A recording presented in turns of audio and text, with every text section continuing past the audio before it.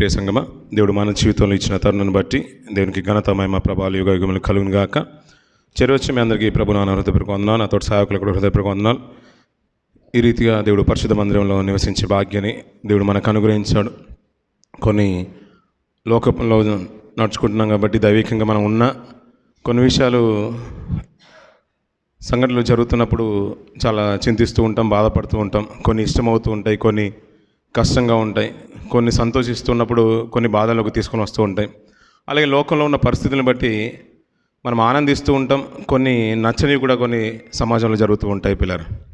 దీన్ని బట్టే మనం ఏమనుకుంటామంటే కొన్ని నచ్చని దానికి ఏంటంటే దానికి మనం వేరే వేరే కోణాల్లో మనం పిలుచుకుంటూ ఉంటాం.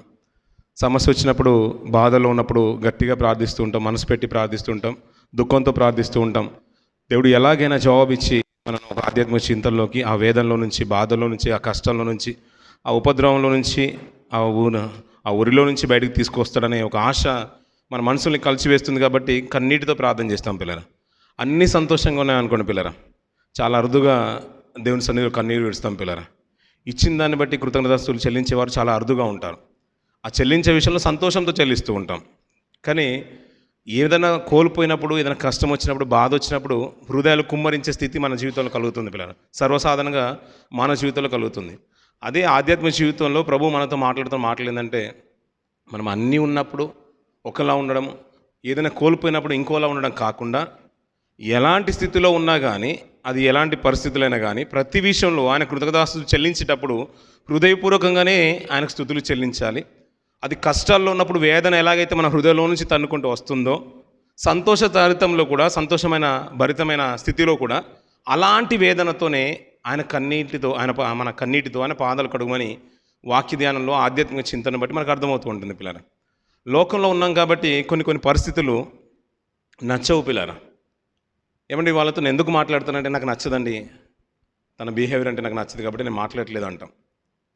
ఇంకా కొన్ని ఉంటాయి పిల్లరా.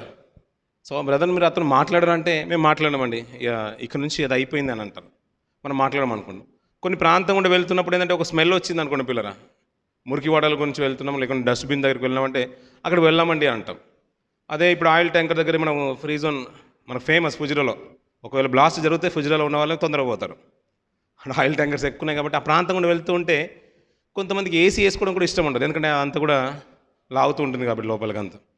ఆ స్మెల్ అంతా కూడా మనల్ని కొద్ది ఇబ్బంది పడుతుంది కాబట్టి కొత్తగా వెళ్ళిన వాళ్ళు ఏం చేస్తారంటే ఆయిల్ వచ్చిందండి, లేదా ముక్కు మూసుకోవడం, మాస్క్ పెట్టుకోవడం ఇలాంటివి చేస్తూ ఉంటారు. పెట్రోల్ ట్యాంక్ వెళ్ళినా కానీ కొన్ని పరిస్థితులు మనకు నచ్చవు పిల్లలు, మనం అసహించుకుంటాం. మనుషులంటే మనకు అసహ్యం, పరిస్థితులు అంటే అసహ్యం, కొన్ని నచ్చని కూడా ఉంటాయి. కొన్ని విషయాలు పిల్లరా, కొన్ని మనకు నష్టాన్ని అంటే నచ్చనివి మేలు చేసినా మనం అసహించుకునే ఉంటాం. ఉదాహరణకి కొన్ని తినకూరని వస్తువులు ఉంటాయి, కాకరకాయ చేదుగానే ఉంటుంది, కానీ దాని వాళ్ళ మేలు చాలా గొప్పగా ఉంటుందని అంటారు. చేదైనది మనం తీసుకున్నప్పుడు చేదుగా ఉన్నా దాన్ని అన్వయించుకున్నప్పుడు మనకు బాగానే ఉంటుందంట పిల్లరా. అలా చాలా ఉంటాయి పిల్లరా. మనం మనుషులం కాబట్టి చాలా విషయాలు మనం అసహించుకుంటాం. అది మంచైనా చెడైనా, అది నిజమో వాస్తవమో అనే విషయాలు ఉంటాయి. కానీ కొన్ని విషయాలను బట్టి పిల్లరా దేవుడు కూడా కొన్ని అసహించుకుంటాడంట పిల్లరా. తండ్రి అయిన దేవుడు కూడా కొన్ని అసహించుకుంటాడంట. ఎలాంటి విషయాలు అసహించుకుంటాడో కొన్ని చూద్దాం పిల్లరా. సామెతల గ్రంథము 6వ అధ్యాయము 16వ వచనం నుంచి కొన్ని మాటలు చూద్దాం పిల్లరా.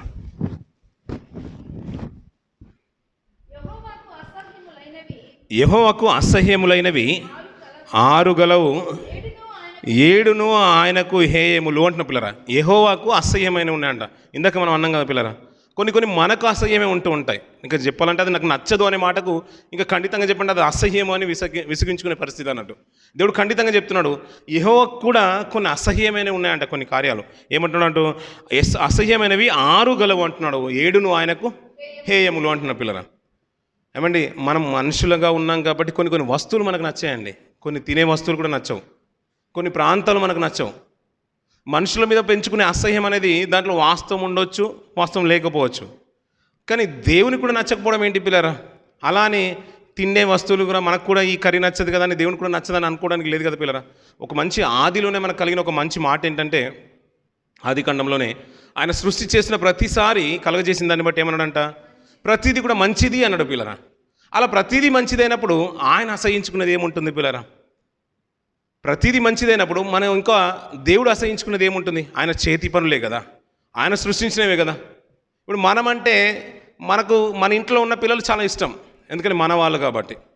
మన కుటుంబీకులైనా చాలా ఇష్టం. పక్కన ఉన్న వాళ్ళని అనుకోండి, వారి స్థితిని బట్టి మనకు నచ్చదు, ఎందుకంటే క్రియల్ని బట్టి కొన్ని పరిస్థితుల్లో మనం అసహించుకుంటాం. మనం మనుషులు కాబట్టి మనకు తగ్గుతుంది అనుకుందాం. మరి దేవుడికి ఆయనకు నచ్చపోవడం ఏంటి పిల్లరా? ఆయనకు కూడా అసహ్యమైనవి ఉంటాయంట పిల్లరా. ఒక మంచి మాట చూసుకుని ముందుకు వెళ్ళిపోవాలి. యెషయా గ్రంథము 61వ అధ్యాయము, యెషయా గ్రంథం 61వ అధ్యాయం 8వ వచనం నుంచి కొన్ని మాటలు చూద్దాం పిల్లరా.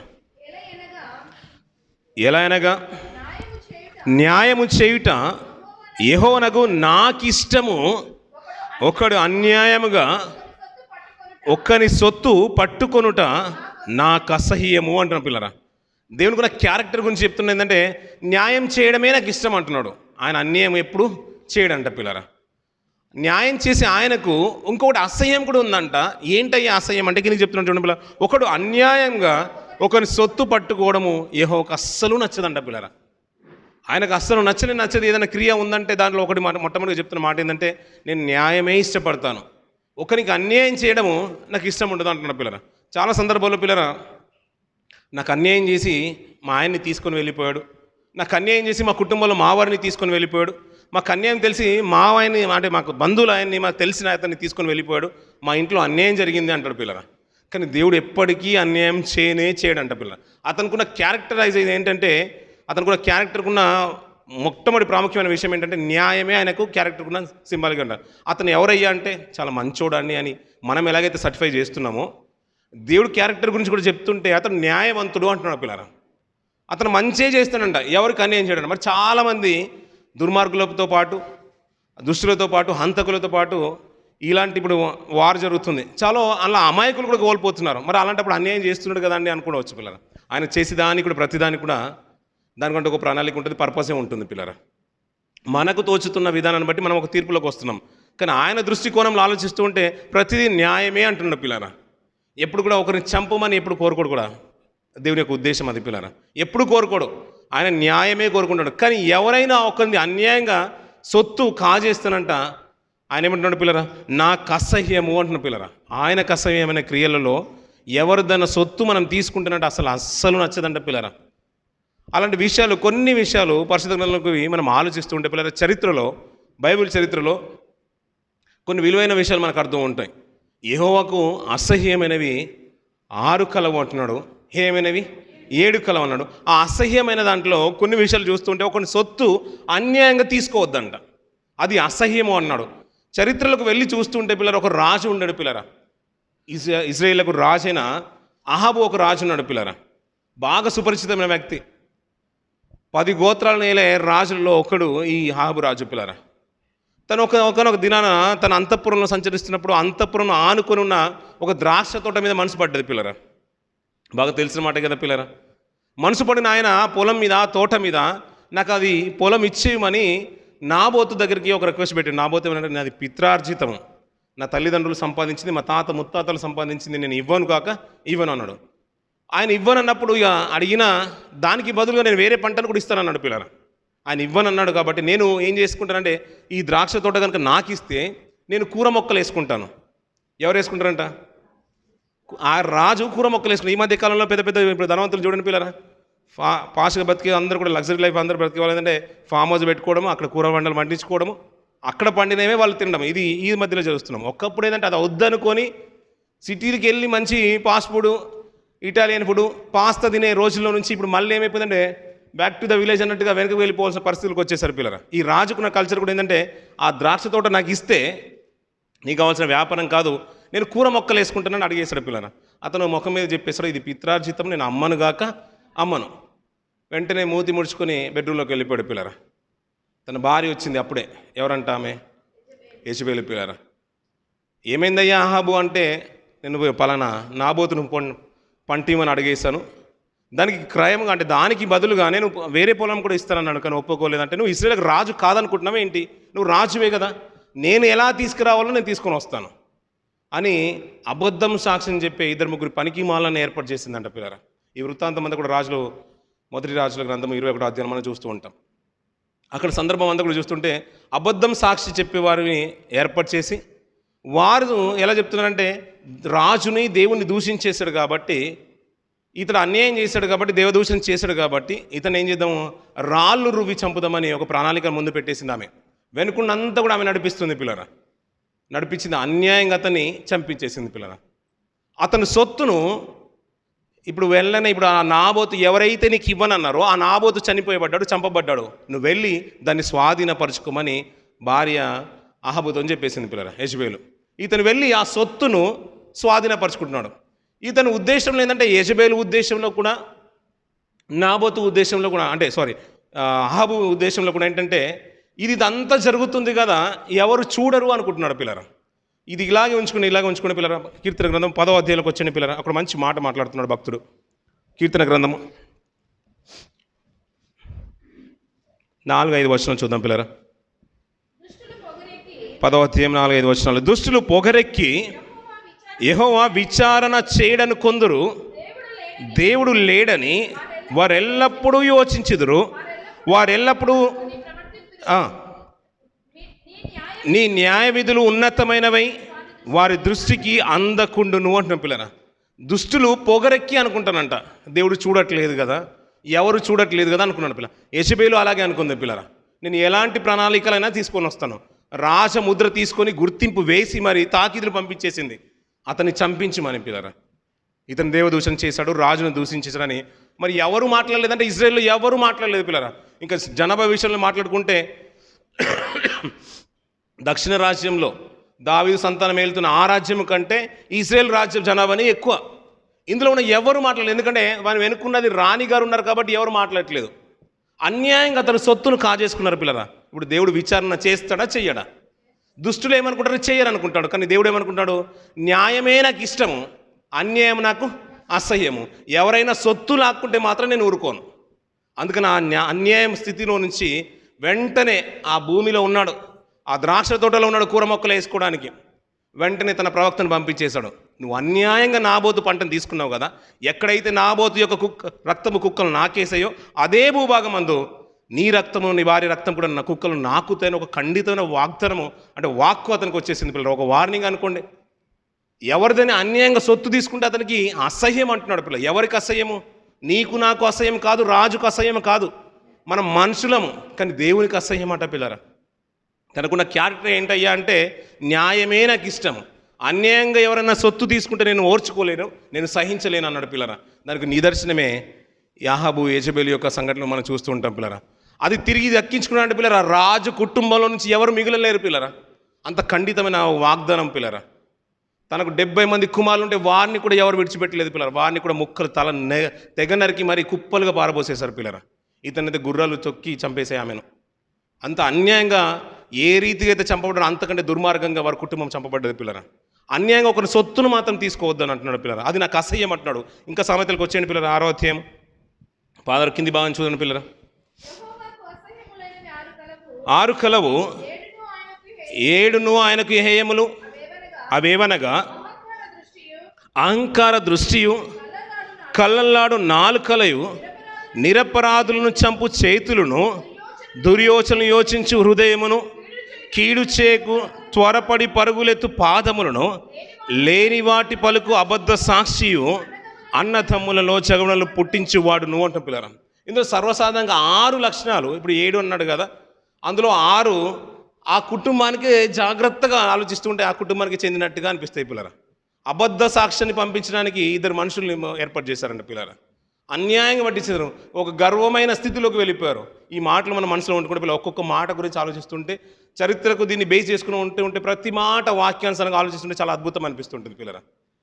కానీ ఒక్కొక్క మాట మన హృదయాన్ని తాకినప్పుడు కూడా చాలా విషయాల్లో కూడా ఒక చరిత్రకారుడు ఏమంటున్నాడంటే పిల్లరా, క్రైస్తవ జీవితం గురించి, అయ్యా ప్రతిసారి మన మాట వినగానే మన హృదయాలు తాకినట్టుగా అనిపిస్తుంది కదా, అలా అనిపించినప్పుడు మనం వెంటనే అనుకుంటామంట పిల్లరా, దేవుని కొరకు బ్రతకాలని, ఈ వారంలో ఏ తప్పు చేయొద్దని, వచ్చే నెలలో అంటే వచ్చే సంవత్సరం ఇప్పుడు క్రిస్మస్ న్యూ ఇయర్ అయిపోగానే, న్యూ ఇయర్ స్టార్ట్ కాగానే ఈ సంవత్సరం నుంచి అంతా కూడా నూతనంగా ఉండాలని, ఈ ముందున్న ఆలోచనలు అంతా కూడా ఉండొద్దని ఒక తీర్మానంకి వచ్చేస్తామంట.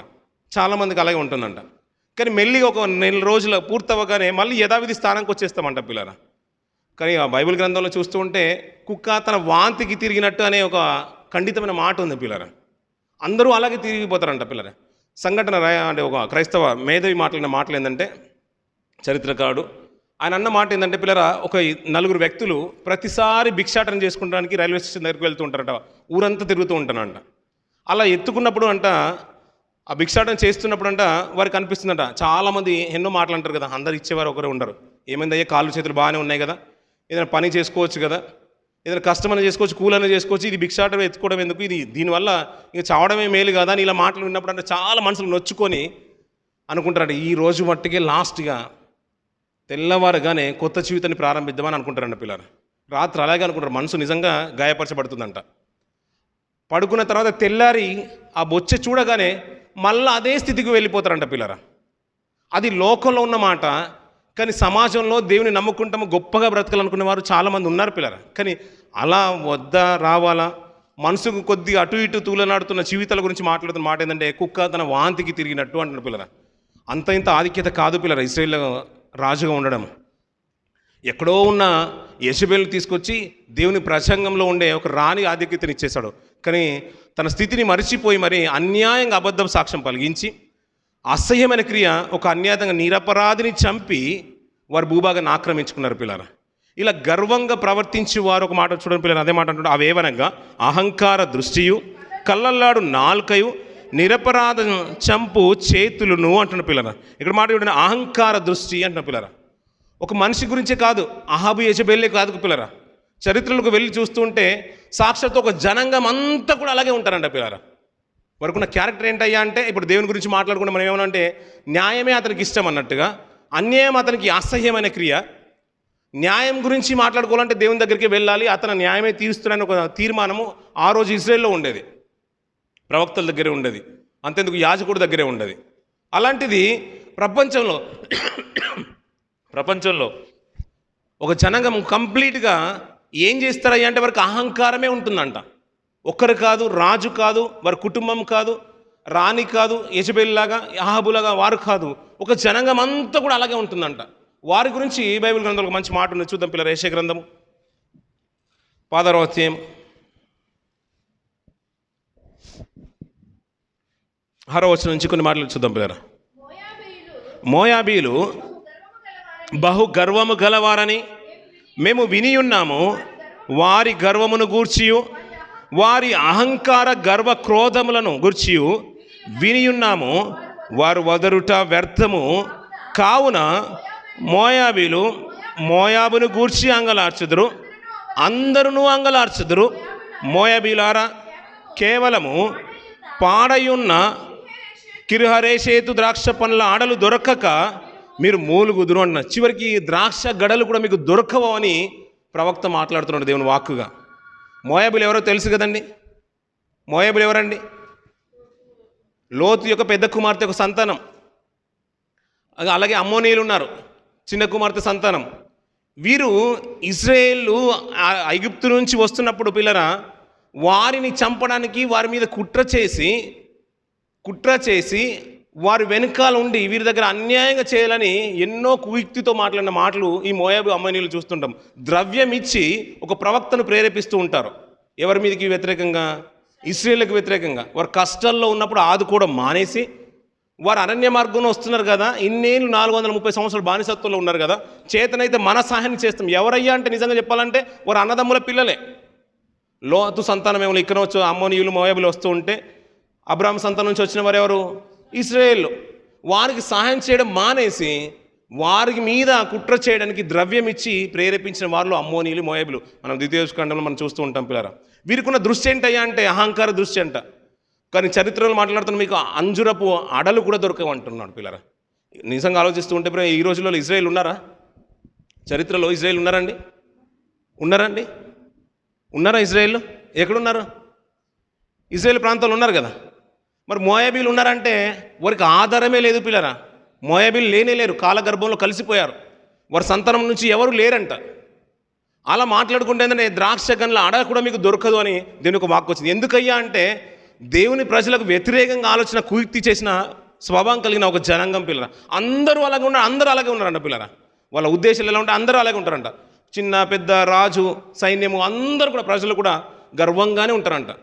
అది ఎవరి మీదకి వ్యతిరేకంగా వచ్చారు? తన ప్రజల మీదకి వ్యతిరేకంగా వచ్చేసారు. కాబట్టి దేవుడు అన్నాడు, వారిని ఏమాత్రం వద్దు, వారికంటూ ఒక స్వాధీనపరుచుకుని దేశాన్ని కూడా ఇచ్చేశాడు దేవుడు.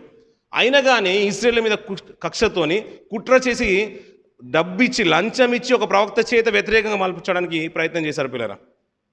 ఇలాంటి విషయాలు చరిత్రలో మాట్లాడుతున్నారు. చివరికి వాళ్ళు కాలగర్భంలో కలిసిపోయారు పిల్లరా. అహంకార దృష్టి అనేది మంచిది కానే కాదంటున్నాడు పిల్లరా. ఇలాంటి వారంట యెహోవాకు అసహ్యులంట పిల్లరా. ఈరోజు ఇలా ఆలోచించండి పిల్లరా. పక్కనున్న మనిషికి మనం అసహ్యమైనా పర్లేదు పిల్లరా. కొన్ని సందర్భాలు మనం తట్టుకోలేం. ఎవరైనా అసహించుకున్న ఒక మాట అన్న దేవుని కొరకు అంటే దేవుని దృష్టిలోనే మనం అసహ్యం అయిపోయాం అనుకోండి పిల్లరా. మనకున్న ప్రవర్తనను బట్టి, మనకున్న స్థితిని బట్టి అది భరించలేదు పిల్లరా. మనం భరించలేనిది కూడా జీవితకాలంలో. ఆయనకున్న క్యారెక్టరైజేషన్ ఏందనయ్యా అంటే మనం ఎనలైజ్ చేస్తే మనకు అర్థమైందంటే అతను న్యాయవంతుడు అని. ఒకవేళ అన్యాయం చేస్తే అతనికి అయిష్టము, గర్వంగా ప్రవర్తించినా అతనికి అయిష్టమే, అహంకార దృష్టి కూడా అతనికి అసహ్యమే. ఒకవేళ అలాంటి క్యారెక్టర్ కనుక మనం కలిగి ఉన్నా మనము దేవునికి అసహ్యం అయిపోతాం పిల్లరా. అలాంటి స్థితిలోకి మనం వెళ్ళొద్దు అని సామెతలో ఉన్న మాటలు బట్టి మనకు అర్థమైపోవాలి పిల్లరా. ఇంకొక మంచి మాట అంటాడు పిల్లరా, అక్కడ చూద్దాం పిల్లరా. అదే సామెతల్లో నాలుకయు నిరపరాధులను చంపు చేతులను అంటున్న పిల్లరా. నిరపరాధులను చంపే చేతులు, ఈ మాటను అలాగే ఉంచుకున్న పిల్లలు చివరిలో మనకు జ్ఞాపకం చేసుకున్న పిల్లలు. నిరపరాధులను చంపబడిన సందర్భాలు బాగా ఉన్నాయి పిల్లలు బైబిల్ గ్రంథంలో, చాలామంది ఉన్నారు దాంట్లో. కానీ కిందికి ఒక మాట చూసుకొని ఆ తర్వాత చివరిలో నిరపరాధుల గురించి మాట్లాడుకుందాం పిల్లరా. 19వ వచనం, లేని మాటల పలుకు అబద్ధ సాక్షి, అన్నదమ్ములలో జగడములు పుట్టించువాడు అంటాం పిల్లరా. దీని ప్రతి మాటను విడదీసుకుంటూ వెళ్తూ ఉంటే పిల్లరా బైబిల్లో బేస్. మరి ఇంకా లోకంలో వెళ్ళాల్సిన ఉదాహరణ మనకు అక్కర్లేదు, ఎక్కడో చూసుకోవాల్సిన అవసరం లేదు. చరిత్ర ఒక సంఘటన జరుగుతుంది పిల్లరా. 2 సమూయేలు గ్రంథం 13వ అధ్యాయంలోకి వచ్చిన పిల్లలు మొదటి నుంచి కొన్ని మాటలు మనం చూద్దాం. త్వరగా చదువు పిల్లరా. 13వ అధ్యాయం మొదటి నుంచి కొన్ని మాటలు.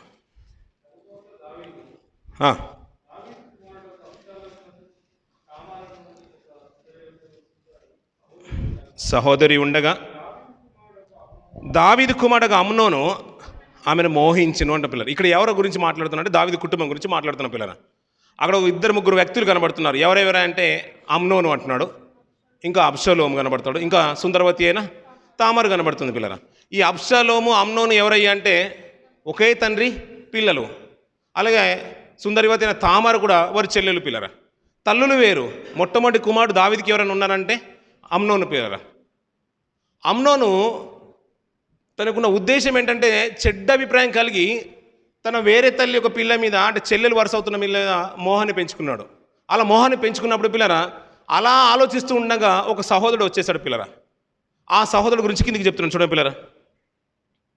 3వ వచనం నుంచి, అమ్నోను నాకు మిత్రుడు ఒకడు ఉండెను, అతడు దావీదు సహోదరుడైన షిమ్యా కుమారుడు, అతని ఈ పేరు యెహోనాదాబు. ఈ యెహోనాదాబు బహు కపటము గలవాడు అంట పిల్లరా. ఈ యెహోనాదాబు అని ఒక వ్యక్తి వచ్చేసాడు పిల్లరా. ఇతనికి ఎవరికి స్నేహితుడు అంట? అమ్నోనుకు స్నేహితుడు పిల్లరా. ఇతని క్యారెక్టర్ ఏంటయ్యా అంటే ఇందాక మనం న్యాయవంతుడు అన్నట్టుగా వారి క్యారెక్టర్ ఏంటయ్యా అంటే వారు గర్వంగా ప్రవర్తించేవారు మోయాబీలు. దేవుడి గురించి మాట్లాడితే దేవుడు న్యాయవంతుడు, సత్యవంతుడు, ప్రేమమయుడు, కరుణామయుడు, ఇవన్నీ మనకు ఆయన లక్షణాలు మనకు కనబడుతూ ఉంటాయి. కానీ ఇతని క్యారెక్టర్ ఏంటయ్యా అంటే కపటం గలవాడు అంట. ఆ కపటం గలవాడు ఎవరికి తోడయ్యాడు? ఇప్పుడు అమ్నోనుకు తోడయ్యాడు. దావీదు యొక్క పెద్ద కుమారుడికి తోడైపోయాడు పిల్లరా. అతని ఆలోచన బట్టి ఎప్పుడైతే ఏంటయ్యా ఇలా ఉన్నావంటే వెంటనే ఇలా తామర విషయం చెప్పగానే చెంప చెల్లు అనిపించాలి. నీకు బుద్ధి ఉందా? నీకు వరుసకు చెల్లెలు అవుతుంది, ఇలాంటి ఆలోచనకి తగున అంటే ఒక కుయుక్తిమైన మాట తీసుకొచ్చాడు పిల్లరా. నీకు జ్వరం వచ్చినట్టుగా నటించు, నీ తండ్రికి వర్తమానం పంపించు.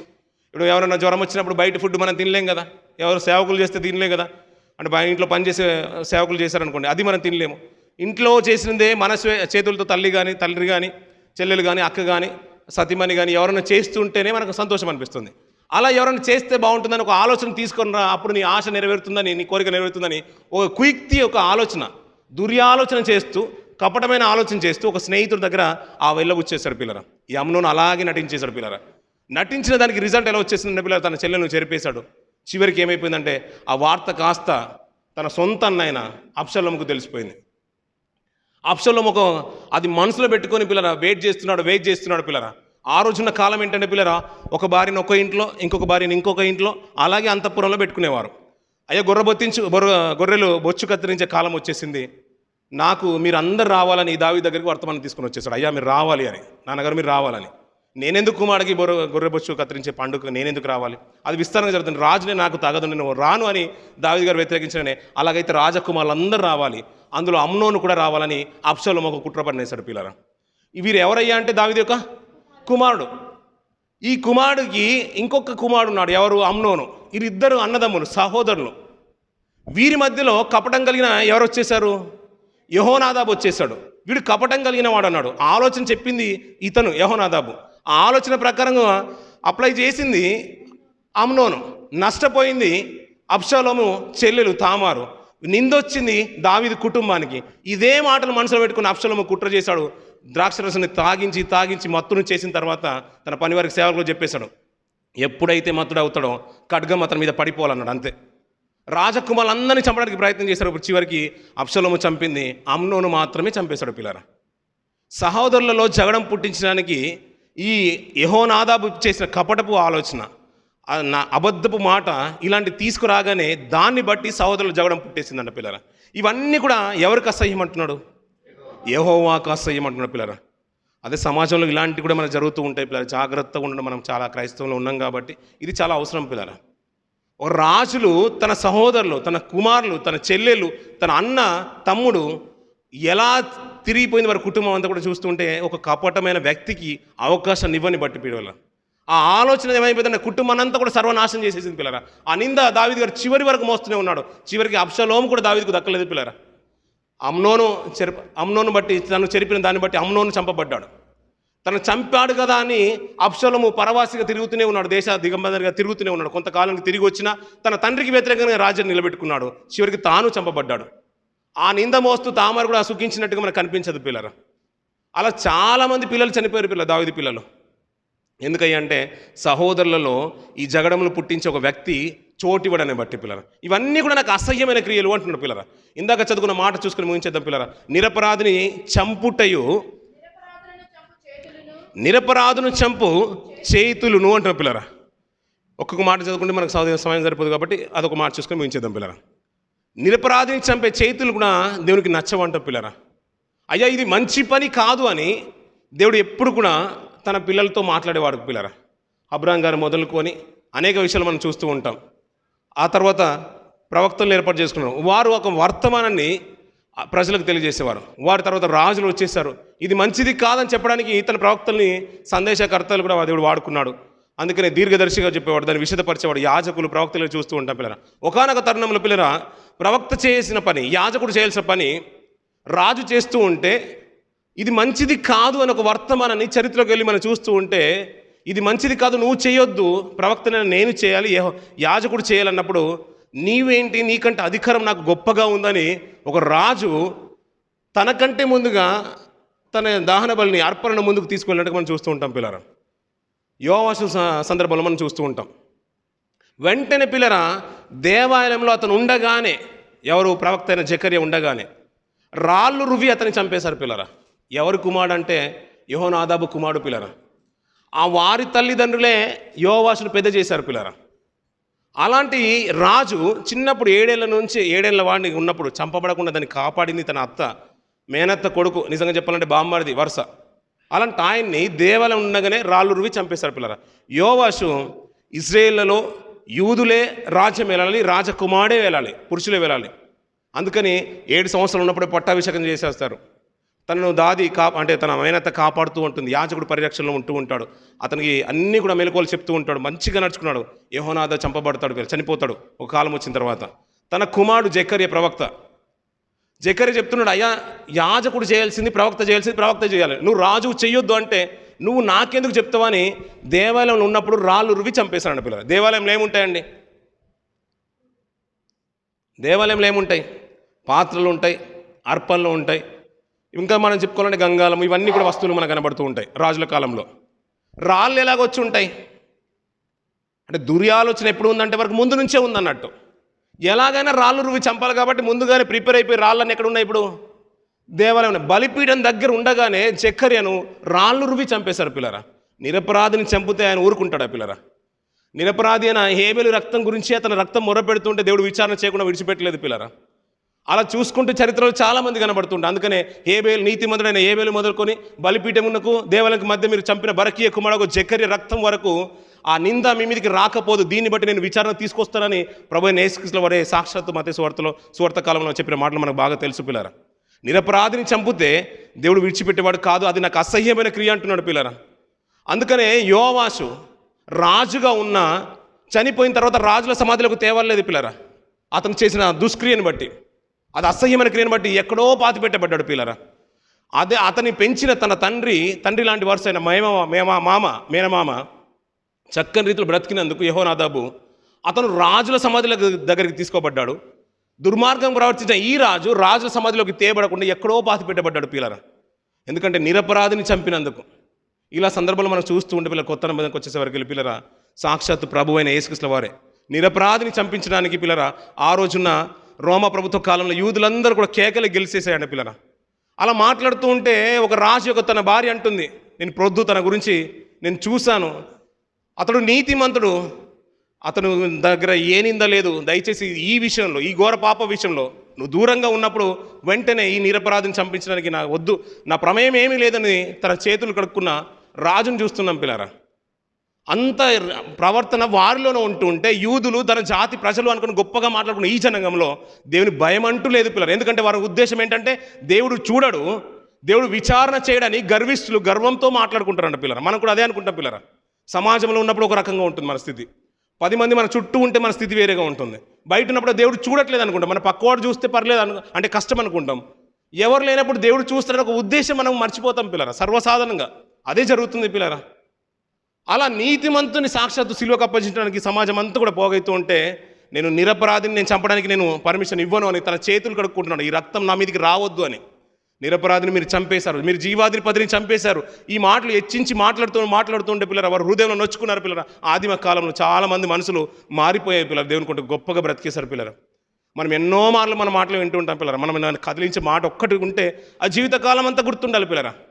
మనం ఎప్పుడు అంటూ ఉంటాం మనిషికి ఒక మాట, నేను అంటలేదు ఆ మాట, కానీ మనం ఏంటో పిల్లరా నిజంగా అంటే నా సెల్ఫ్ అయినా మై సెల్ఫ్ అయినా కానీ ప్రతిసారి ఏంటంటే మనం విన్నే మాటలను బట్టి పిల్లలు మన హృదయం తాకగానే దేవుని కొరకు నమ్మకంగా బ్రతకాలి, ఇంకా నిష్టగలి బ్రతకాలి అనుకుంటాం. కానీ పరిస్థితులు ఎలా తీసుకొస్తాయి అంటే మనల్ని పడిపోయే రీతిగా తీసుకొస్తాయి పిల్లరా. మనకు అయిష్టమైంది, దేవునికి అయిష్టమైంది ఏదో మన కళ్ళ ముందే పెడుతుంటారు. మనం ఏమైపోతామంటే ఈజీగా దానివైపు మొగ్గు చూపుతూ ఉంటాం పిల్లరా. ఆ నిరపరాధిని చంపడానికి పిల్లలు ఆ రోజున యూద సమాజం అంతా కూడా పోగైపోయారు పిల్లరా.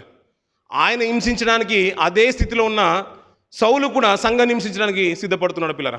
నిరపరాధులను చంపుతూనే ఉన్నాడు, ఈడ్చుకొని వెళ్ళిపోతూనే ఉన్నాడు.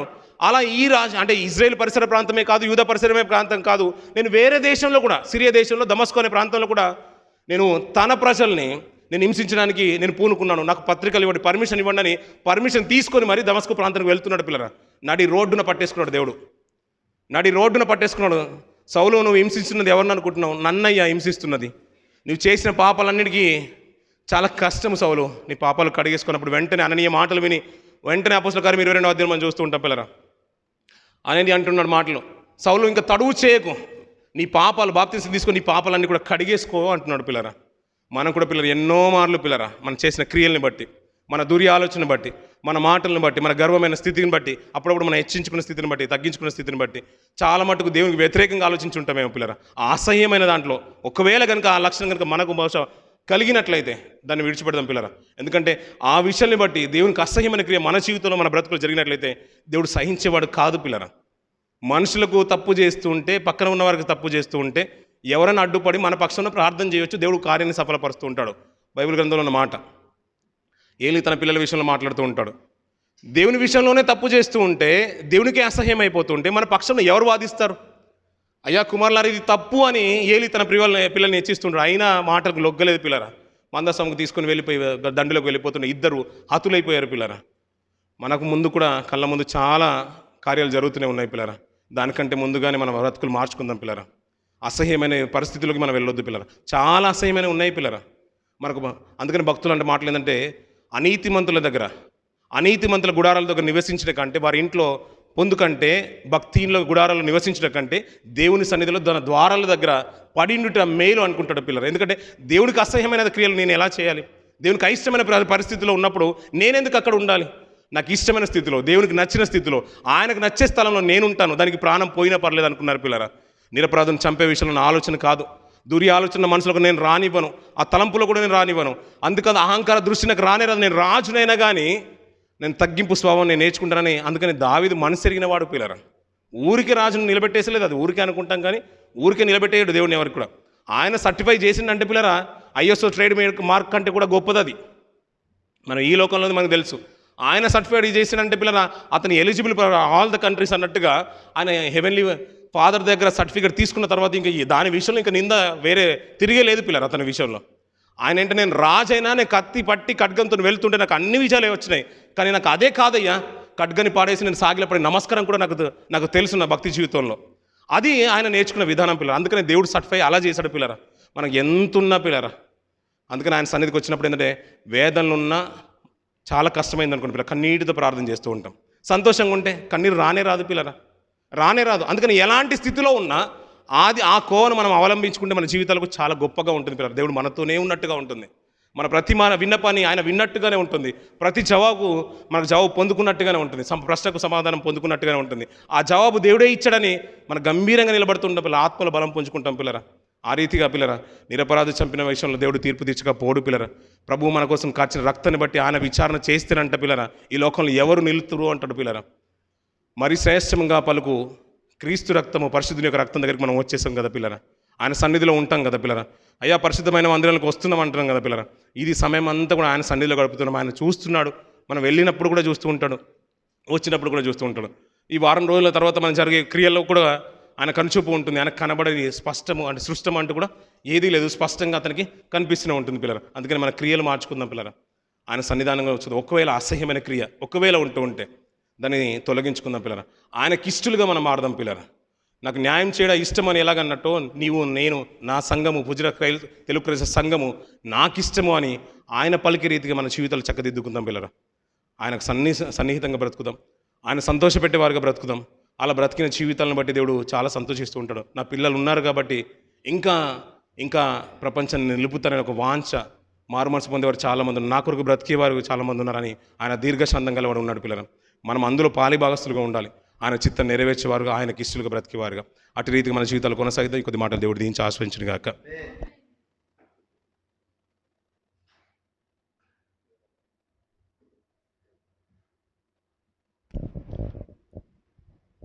దేవుని మహిమ కలుగును గాక.